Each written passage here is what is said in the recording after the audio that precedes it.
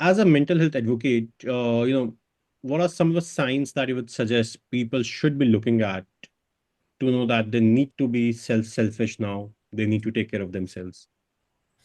Love that question.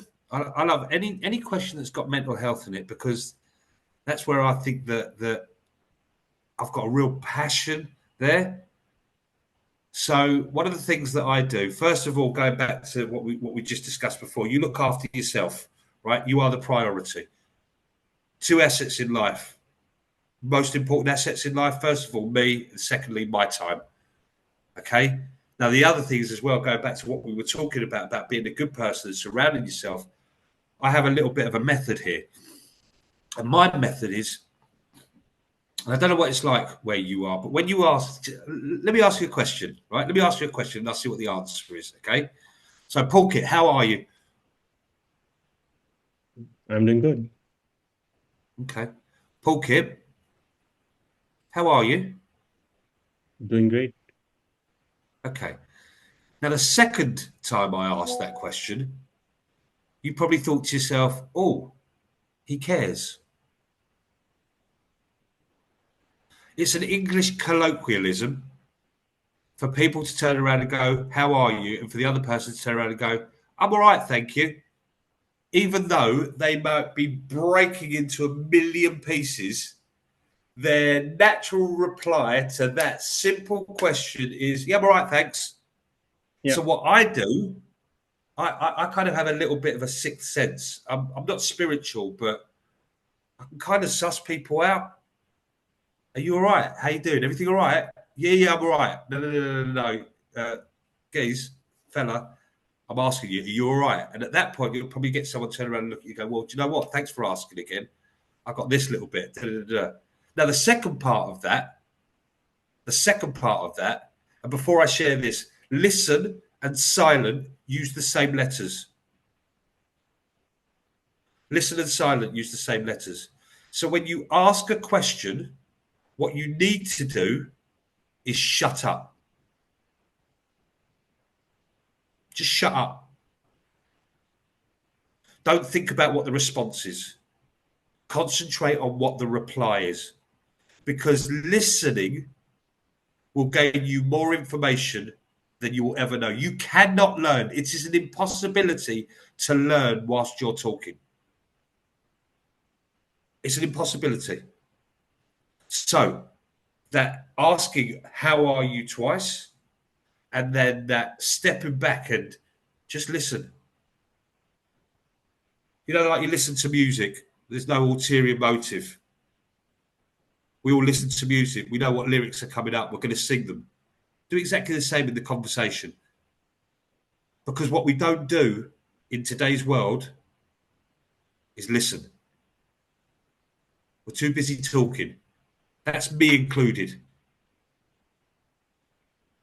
A part of what I do is actually shutting up and listening to what my clients are saying, because something they say, it'll be self-deprecating. And they know, my clients know for a fact, as soon as they stop finishing talking, I allow them to carry on, carry on. As soon as I turn around and I go, right, okay, they're like, oh no, what did I say? What did I say? What's he going to pick up on? Self-deprecation. All of us have got it. So it's that asking twice and it's that listening. Listen, listen, listen. Yep. Yep. I totally agree on this, Neil. But again, my question comes from that itself. Listening versus hearing, that's a major problem. And I guess one of the leading root causes of a lot of quarrels that happen within families, within colleagues, at corporates. World, Yeah.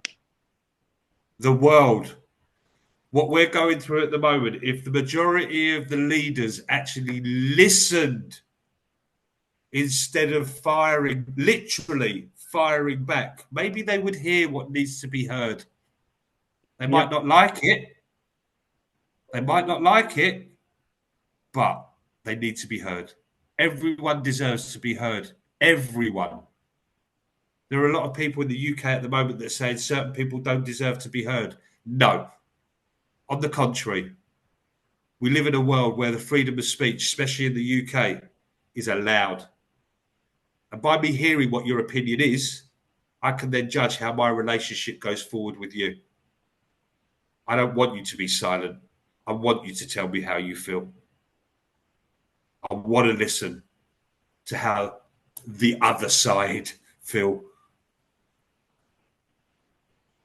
They have feelings as well. We all need to remember that. Everyone has feelings. That's You true. nearly got me political, Pulkit. You nearly got me political again, there, my friend. Seriously, stay away from the politics, Neil. Stay away from the politics, Neil. Stay away from the politics.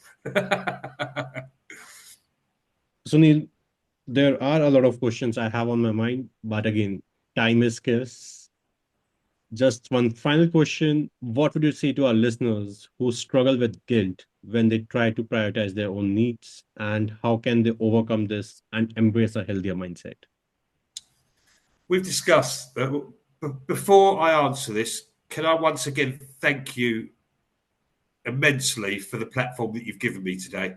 I really appreciate it and you. I appreciate Tommy as well. So just going back, um, if you don't look after yourself, no one's coming along to save you. And we spoke about it before. I'm 53 years old.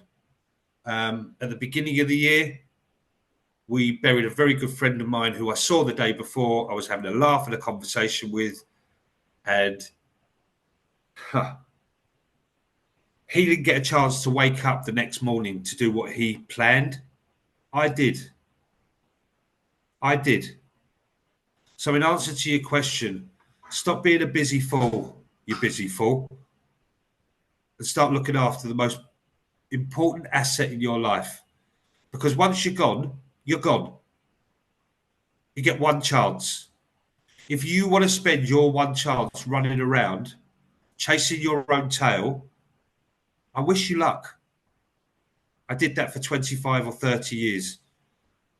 That's why I help my clients live a life work balance. Without looking after yourself, first of all, nothing else will work. I will guarantee you that. And let's sum it up like this. I eat quite healthily. I cook. And one of the reasons that I do is I know what's going in here. Okay? Compared to me going out and getting food from takeaways, processed food. I do like chocolate and biscuits and cake, let it be known. Right, but on the other side of things, I'm healthy, greens, meat, rice. I look after myself, a balanced diet. And without doing that, I can't serve myself, let alone anyone else. So if you're worried about looking for yourself, or if you're making excuses about looking after yourself, look in the mirror. Look in the mirror. And if you don't want to be here for you, do you want to be here for your family? Do you want to be here for your kids? Because once again, there are plenty of people that went to bed last night with plans that didn't get a chance to wake up this morning to do them. You did. And I'm going to go back to it. If that's not miracle enough for you to start looking after yourself, the 3 or 4 nuggets that we pulled out that you want to pull out from this 1 hour session, if that's not enough for you, I can't do any more for you. It's called DIY. As much as people from the outside, and we've spoken about them, all those people, those 5 people that are close to you, your parents, your mum, your kids, your family, they're all great. But the one person that you've got to look at every single morning in the mirror is the person that will make a difference. Are they making a difference, or are they a hindrance? Pulkit, I really want to thank you for your time.